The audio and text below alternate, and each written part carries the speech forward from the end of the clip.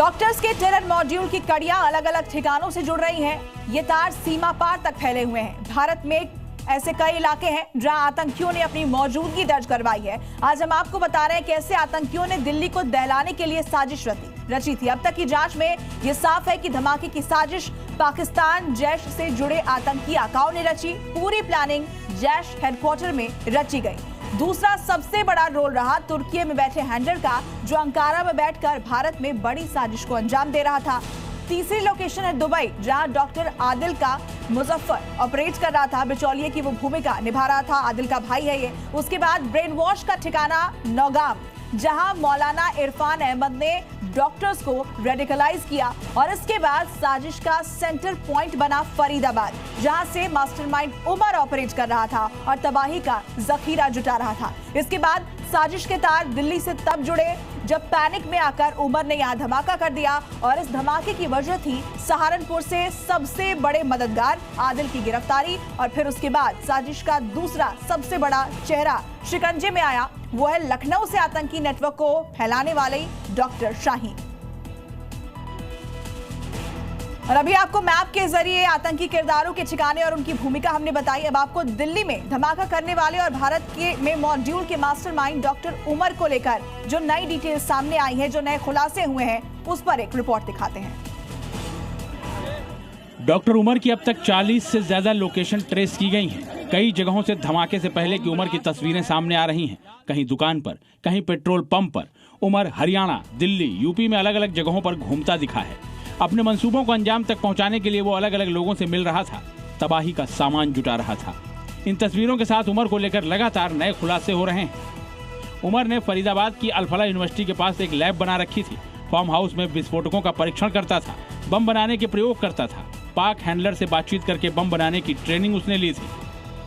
Pakistani handlers ही उमर को बता रहे थे आगे का टास्क कैसे पूरा करना है। एजेंसियां ये मानकर चल रही हैं कि लाल किले के पास धमाके में जो आईडी इस्तेमाल हुआ वो उमर ने अपनी ही लैब में तैयार किया था। छापेमारी के दौरान एजेंसियों को परीक्षण के उपकरण और विस्फोटक के टुकड़े मिले। इसके अलावा मुजम्मिल और दूसरे डॉक्टर्स ने भी बमों के परीक्षण के बारे में जानकारी दी है। जांच के मुताबिक मॉड्यूल के लीडर उमर, मुजम्मिल और आदिल थे। तीनों पाकिस्तानी हैंडलर हाशिम और आशा के साथ टेलीग्राम पर सीधे संपर्क में थे। उमर तीनों आतंकियों में बम बनाने का एक्सपर्ट था, इसलिए अपने घर पर बम बनाने और परीक्षण करने के लिए उसने लैब तैयार की थी।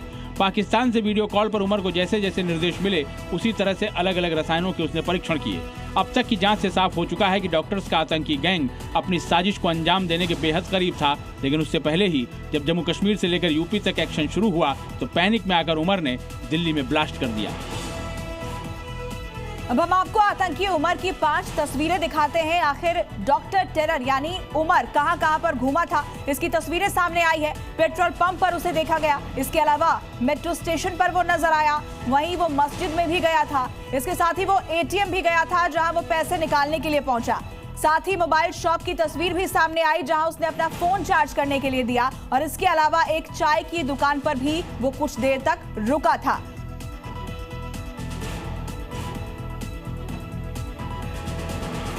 तो डॉक्टर टेरर का मॉड्यूल, इससे जुड़े अपडेट्स आपको देते हैं। देखिए, दिल्ली में धमाके वाली जगह से 9 mm कारतूस मिले हैं। 10 नए अपडेट जो है वो एक एक करके आपको बताते हैं। दिल्ली में धमाके वाली जगह से 9 mm कारतूस बरामद किए गए हैं। और इसके साथ ही आतंकियों की फंडिंग का हवाला लिंक यानी हवाला कनेक्शन भी सामने आया है, जिसकी जांच हो रही है। एजेंसियों को 20 लाख की फंडिंग के सबूत मिल चुके हैं। साथ ही चौथी बड़ी जानकारी यह है कि नूह में 10 दिन पहले उमर ने किराए पर कमरा भी लिया था। और हरियाणा में डॉक्टर प्रियंका से पूछताछ कर उसे छोड़ दिया गया है।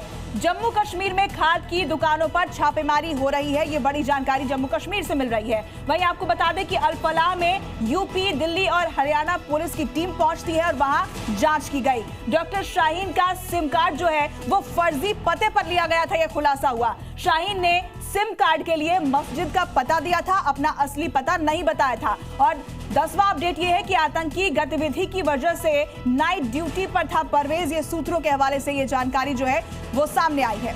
वहीं अनंतनाग में खालिद अजीज टाक के घर पर छापेमारी के दौरान हरियाणा की महिला डॉक्टर प्रियंका शर्मा को हिरासत में लिया गया। हालांकि पूछताछ के बाद उसे छोड़ दिया गया। ये रिपोर्ट देखिए।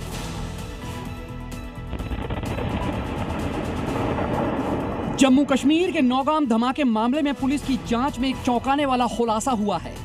अनंतनाग में पुलिस की छापेमारी के दौरान एक और डॉक्टर को हिरासत में लिया गया है। दरअसल जांच के दौरान रविवार रात पुलिस ने डॉक्टर खालिद अजीज के घर छापेमारी की थी।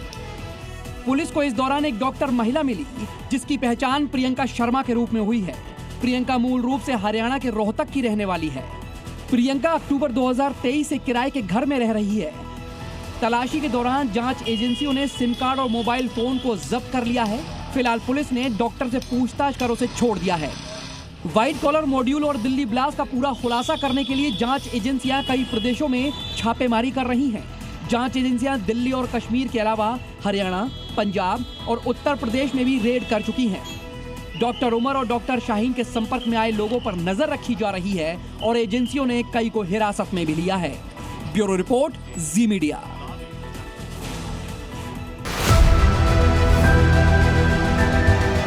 There has been a lot of debate.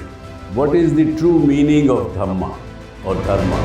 आत्मा और परमात्मा के बीच सनातन सेवा का संबंध कायम रहेगा, इसी को कहते हैं सनातन धर्म। Whenever you believe in something, your belief system that works, and then the nature helps. Things may change in my life, but this relation will never change and no power can hinder. Why God fear? क्या हम fear की वजह से परमात्मा से प्यार करें कि नहीं तो वो दंड दे देगा हमको?